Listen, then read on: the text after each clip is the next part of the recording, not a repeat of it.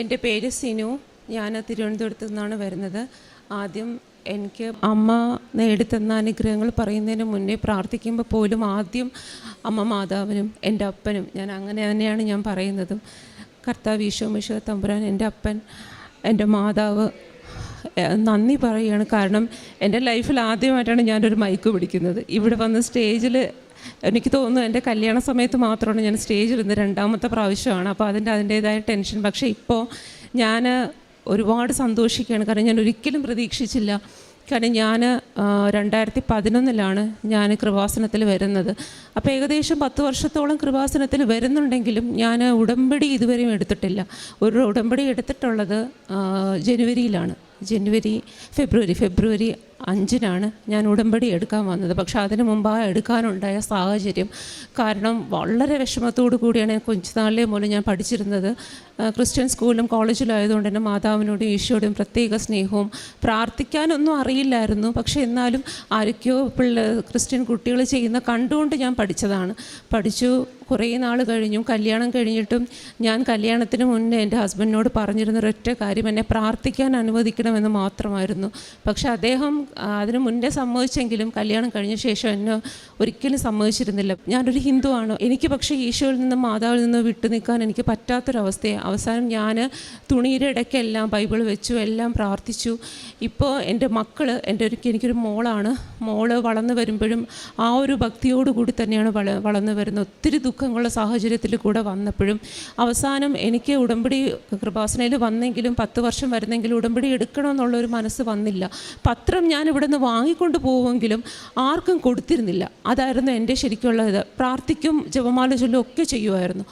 പക്ഷേ ഒരു ദിവസം 2024 ലാസ്റ്റ് ഡിസംബർ 31 അതായത് പുതിയ വർഷം പിറക്കുന്ന ആ ഒരു ദിവസം എൻ്റെ ലൈഫിലൊരു വല്ലാത്ത ചേഞ്ച്. കാര്യം എൻ്റെ മോൾക്ക് UK പോകാനുള്ള എല്ലാമായി. അവസാന നിമിഷം പൈസ നമ്മൾ ഉദ്ദേശിക്കുന്നതിനേക്കാളും കുറച്ച് കൂടുതലായി. എന്ത് ചെയ്യണമെന്ന് അറിയില്ല. അവസാനം UK പോകാൻ പറ്റാത്തൊരവസ്ഥ വന്നു. ഞാനും മോളും മാനസികമായി എല്ലാ വർഷവും 31 അതായത് വർഷം അവസാനിക്കുന്ന ആ ഒരു ഡേറ്റ് 12 മണിക്ക്, പുതുവർഷം തുടങ്ങുന്ന ആ ഒരു സമയം 12 മണിക്ക് ഞാനും മകളും പ്രാർത്ഥിക്കുമായിരുന്നു. പുതിയ ഒരു വർഷം നല്ലതാവണം, നമ്മുടെ ഏതെങ്കിലും ഒരു ആഗ്രഹം വെച്ച് പ്രാർത്ഥിക്കുമായിരുന്നു. അങ്ങനെ ഞങ്ങൾ ഒരുപാട് സങ്കടത്തോടെ ഇനി പോകാൻ പറ്റില്ല എന്ന രീതിയിൽ പ്രാർത്ഥിച്ചു. ഇതുവരെ ഞാൻ ആ പത്രം ഞാൻ പ്രാർത്ഥിക്കുന്ന സ്ഥലത്ത് വെച്ചിട്ടുണ്ടെങ്കിലും ഞാൻ ഇതുവരെയും ഉടമ്പടി പത്രം ഞാൻ വായിച്ചിട്ടില്ല. പക്ഷെ അന്ന് ഞാൻ ഈ പത്രം എടുത്തു, ഞാൻ വായിച്ചു. എനിക്ക് അതിൽ വന്നത്, എന്ത് തന്നെ വന്നാലും ദൈവത്തെ കൈവിടരുത് എന്നുള്ളൊരു വചനമാണ് എനിക്ക് അതിൽ വന്നതും ആ ഒരു പ്രാർത്ഥന വന്നതും. പക്ഷേ എൻ്റെ മോള് ഞാൻ ഏറ്റവും കൂടുതൽ ഞാൻ ചില സമയത്ത് വിഷമം വരുമ്പോൾ എന്നാലും യേശോപ്പച്ച എന്നോട് എങ്ങനെ ഇത് ചെയ്തു എന്ന് ഞാൻ പറയും. പക്ഷേ എൻ്റെ മകൾ ഇന്ന് വരെ എന്തൊക്കെ സാഹചര്യങ്ങൾ വന്നാലും ദൈവത്തെ തള്ളിപ്പറയാത്തൊരു മോളാണ്. അതുകൊണ്ട് തന്നെ എനിക്ക് ആ ഒരു പത്രം വായിച്ച ശേഷം എനിക്ക് ഉടമ്പടി എടുക്കണമെന്ന് തോന്നി. ഞാൻ മോൾക്ക് അതിന് ശേഷം പെട്ടെന്ന് തന്നെ നമുക്ക് ആ ഒരു 12 മണിക്ക് നല്ലൊരു അനുഭവം ഉണ്ടായി. പ്രാർത്ഥിക്കുന്ന സമയത്ത് ഒരു കാറ്റ് പോലെ, ജനലെല്ലാം അടച്ചിരിക്കുകയായിരുന്നു, പക്ഷെ ഒരു കാറ്റ് പോലെ, ഒരു തണുത്ത ഒരു കാറ്റ് നമുക്ക് വന്നു. ഞാനും മകളും ഒരുപോലെ വല്ലാതെ ഷോക്ക്ഡായി. അപ്പോൾ ആ സമയം അത് കഴിഞ്ഞു. ആ പിറ്റേ ദിവസം തന്നെ എൻ്റെ അച്ഛൻ പൈസ തരാമെന്ന് പറഞ്ഞു. മോൾക്ക് പോകാനുള്ള എല്ലാ കാര്യങ്ങളും ആവുകയും ചെയ്തു. അതിനുശേഷം മോള് പോയതിന് ശേഷം ഫെബ്രുവരി 5 ഞാൻ ഇവിടെ വന്ന് ഉടമ്പടി എടുക്കുന്നത്. ഫെബ്രുവരി 5 കഴിഞ്ഞ മാസം. അപ്പോൾ അവിടെ വന്നിട്ട് മോൾക്ക് ജോലിയാകുന്നില്ല. കാര്യം സാമ്പത്തികമായിട്ട് ഇനി അവൾ 3 ലക്ഷം രൂപ അവിടെ അടയ്ക്കണം. പഠിച്ചും ജോലി ചെയ്ത് അടയ്ക്കണം. ബാക്കി അടയ്ക്കാനുള്ള ഒരു എനിക്ക് അവൾക്കൊരു ജോലി വേണം. ജോലി ഇല്ലാതെ പറ്റില്ല.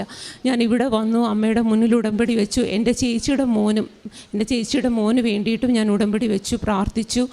ഇന്ന് മാർച്ച് 5 ഇന്ന് എൻ്റെ മോള് ജോലിയിൽ കയറിയിട്ട് 3ാമത്തെ ദിവസമാണ്. ഇന്ന് 1 മാസം ആകുന്നതിന് മുന്നേ എൻ്റെ മോൾക്ക് ജോലി കിട്ടി. ഇപ്പോൾ എല്ലാവർക്കും അറിയാം, ലണ്ടനിൽ പഴയതുപോലെ ഒന്നുമല്ല ജോലി കിട്ടാനും, പ്രത്യേകിച്ച് സ്റ്റുഡൻസിന് അങ്ങനെ കിട്ടുന്ന കാര്യം ഭയങ്കര ബുദ്ധിമുട്ടാണ്. പക്ഷേ എന്നിട്ടും 1 മാസം ആയി ഞാൻ ഉടമ്പടി എടുത്തു. ഇന്ന് 5 1 മാസം ആകുകയാണ് ഞാൻ ഉടമ്പടി എടുത്തിട്ട്. പക്ഷേ എന്നിട്ടും എനിക്ക് ആ ഒരു ഭാഗ്യം എൻ്റെ അമ്മ തന്നതിന് ഞാൻ ഞാൻ ഈ ജന്മം കൊണ്ടാണ് ഞാൻ എൻ്റെ അമ്മയോട് കടപ്പെട്ടിരിക്കുന്നത്. കാര്യം ഈ ജന്മം എന്ന് പറയുന്നത് ഈശോയ്ക്കും മാതാവിനും വേണ്ടി മാത്രമുള്ളതാണ്. കാരണം എൻ്റെ ഹസ്ബൻഡ് പോലും എന്നെ ഉപേക്ഷിച്ചു. ഞാൻ പ്രാർത്ഥിക്കുന്നതിൻ്റെ പേരിൽ എന്നെ ഉപേക്ഷിച്ചു എൻ്റെ ഹസ്ബൻഡ്. ഞാനും ഹസ്ബൻഡ് ഇപ്പോൾ ഡിവോഴ്സ്ഡാണ്. ഇപ്പോൾ അതിൻ്റെ പേരിൽ അദ്ദേഹം ഒത്തിരി എന്നെ കുറ്റപ്പെടുത്തി, എന്നെ ഉപേക്ഷിച്ചു. ഞാൻ ഒറ്റയ്ക്ക് ഒരു സിംഗിൾ മദറായിട്ട് നിന്ന് ഞാൻ എൻ്റെ മകളെ +2 പഠിച്ചുകൊണ്ടിരിക്കുന്ന സമയത്താണ് എൻ്റെ ഹസ്ബൻഡ് എന്നെ ഉപേക്ഷിക്കുന്നത്. ആ ഒരു സമയം ഒരുപാട് കഷ്ടപ്പെട്ട് നിന്നും ഞാൻ എൻ്റെ മോളെ പഠിപ്പിച്ചു. ഇന്നെനിക്ക് അവളെ UK നല്ലൊരു MBA ഒരു സ്റ്റുഡൻ്റ് ആക്കാനും അവൾക്കൊരു ജോലി ആക്കാനും എന്നെ സഹായിച്ചത് എൻ്റെ ഇടവും വലവും നിന്ന് എൻ്റെ മാതാവും എൻ്റെ ഈശോയും മാത്രമാണ്. പിന്നെ എല്ലാ വർഷങ്ങൾ കൊണ്ട് വെട്ടുകാട് പള്ളിയിൽ പോകാറുണ്ട്. പിന്നെ എന്നെക്കൊണ്ട് പറ്റുന്നത് പോലെ തന്നെ, അത് വസ്ത്രങ്ങളായാലും ശരി, പൈസയായാലും എന്നെക്കൊണ്ട് പറ്റുന്ന എൻ്റെ മാതാവ് തരുന്നതിലൊരു വിഹിതം ഞാൻ എല്ലാ പാവങ്ങൾക്കും കൊടുക്കാറുണ്ട്. അതുപോലെ പ്രാർത്ഥന, ഞാൻ ഒരു ക്രിസ്ത്യൻ ഫ്രണ്ട്സ് പോലും എന്നോട് ചിലപ്പോൾ വചനങ്ങൾ ചോദിക്കാറുണ്ട്. അതൊരു ഭയങ്കര അനുഗ്രഹമാണ്. എന്താണ് പെട്ടെന്ന് ഒരു സാധനത്തിന് എന്താണൊരു വചനം എന്ന് എന്നോട് ചോദിക്കാറുണ്ട്. അതുപോലെ കൊന്ത ചൊല്ലി പ്രാർത്ഥിക്കുന്നത്, ആദ്യത്തെ സന്തോഷത്തിൻ്റെ രഹസ്യങ്ങളൊക്കെ കാണാതെ തന്നെ എനിക്ക് മുഴുവനും പറയാൻ പറ്റും. അത് തന്നെ ഒരു വലിയ ഭാഗ്യം അമ്മ തന്നതാണ്. ഈ 4 രഹസ്യങ്ങളെല്ലാം എനിക്ക് കാണാതെ തന്നെ മിക്കവാറും എനിക്ക് പറയാൻ പറ്റുന്നുണ്ട്. അതുപോലെ എൻ്റെ മുട്ടുവേദന വളരെയധികം, വെരിക്കോസിൻ്റെ സർജറിക്ക് ശേഷം എനിക്ക് കുറേ നേരം നിൽക്കാൻ പറ്റാത്തത്ര മുട്ടുവേദനയായിരുന്നു. പക്ഷേ ഇപ്പോൾ ഉടമ്പടിയിൽ ഞാൻ മുട്ടുവേദനയുടെ നിയോഗം വെച്ച് പ്രാർത്ഥിച്ചു. ഇപ്പം എനിക്ക് ഇവിടെ വന്നിട്ട് ഇത്രയും നേരം, ഞാൻ രാവിലെ വന്നിട്ട് ഇത്രയും നേരം തന്നെ എനിക്ക് നിൽക്കാൻ പറ്റി എന്നുള്ളതാണ് അതിൻ്റെ കാരണം. സാധാരണ എനിക്ക് നിൽക്കാൻ പറ്റില്ല മുട്ടുവേദന കാരണം. അതുപോലെ തന്നെ കുറച്ച് ദേഷ്യം കൂടുതലുള്ള ഒരു സ്വഭാവമായിരുന്നു. അപ്പോൾ രാവിലെ എന്നും പ്രാർത്ഥിക്കുന്ന 5:30 മണിക്ക് പ്രാർത്ഥിക്കുന്ന സമയം രാവിലെ എണീറ്റിന് ഉപ്പ് വെള്ളത്തിൽ വെച്ച് വിശ്വാസ പ്രമാണം ചൊല്ലി പ്രാർത്ഥിച്ച ശേഷം ഞാൻ ശ്രദ്ധിക്കുക. പക്ഷേ എനിക്ക് തന്നെ ഞാൻ ചിന്തിക്കുന്നതുകൊണ്ട് കാര്യം വെച്ചാൽ സാധാരണ എടുത്ത് പോകുമ്പോൾ ഇത്രയും തിരക്കെല്ലാം വരുമ്പോൾ ശരിക്കും പറഞ്ഞാൽ പെട്ടെന്ന് ദേഷ്യം വരുമായിരുന്നു. പക്ഷേ ഇപ്പം എന്തോ ക്ഷമയോട് കൂടി നിൽക്കാനുള്ളൊരു മനസ്സ് എനിക്ക് ദൈവം തരുന്നു. ഇത് തന്നെയാണ് ഈ ഒരു ജന്മം പുണ്യമാകുന്നത്, ഇതെല്ലാമാണ്. പിന്നെ പരിശുദ്ധ അമ്മയ്ക്ക് ഞാൻ വീണ്ടും പറയുകയാണ്, ഈ ജന്മം കൊണ്ട് നന്ദി പറയുകയാണ്, ഒരിക്കലും കൈവിടാതെ ചേർത്ത് പിടിക്കുന്നതിന്. പിന്നെ ഓരോ പ്രാവശ്യവും അമ്മ തരുന്ന ഓരോ പ്രാവശ്യവും എനിക്ക് പ്രത്യക്ഷീകരണത്തിന്, ബഹുമാനപ്പെട്ട അച്ഛൻ പറഞ്ഞ പോലെ പ്രത്യക്ഷീകരണത്തിൻ്റെ സാക്ഷിയാകണമെന്ന് ഞാൻ എല്ലാ പ്രാർത്ഥനയിലും പറയുന്നൊരു വാചകമാണ്. അതുപോലെ ഓരോ പ്രാവശ്യവും പ്രത്യക്ഷീകരണത്തിൻ്റെ സാക്ഷ്യമാകാൻ എന്നെ അനുഗ്രഹിക്കണമേ എന്ന് ഞാൻ മാതാവിനോട് പ്രാർത്ഥിക്കുകയാണ്. എനിക്ക് ഈ ഒരു ജന്മം എനിക്ക് സന്തോഷമായിട്ട്, എനിക്ക് ഒരുപാട് സന്തോഷമാണ് ഇങ്ങനൊരു ജന്മം എനിക്ക് തന്നതിന്. എനിക്ക് ഒത്തിരി എൻ്റെ ജന്മം കൊണ്ട് ഞാൻ നന്ദി പറയുകയാണ്. എന്നെ ചേർത്ത് പിടിച്ചതിന്, എൻ്റെ മോളെ ചേർത്ത് പിടിച്ചതിന്, മാതാപിതാക്കളെ ചേർത്ത് പിടിച്ചതിന് എല്ലാം ഞാൻ ഒരുപാട് നന്ദി പറയുകയാണ്. യെശയ്യാ പ്രവാചകൻ്റെ പുസ്തകം 40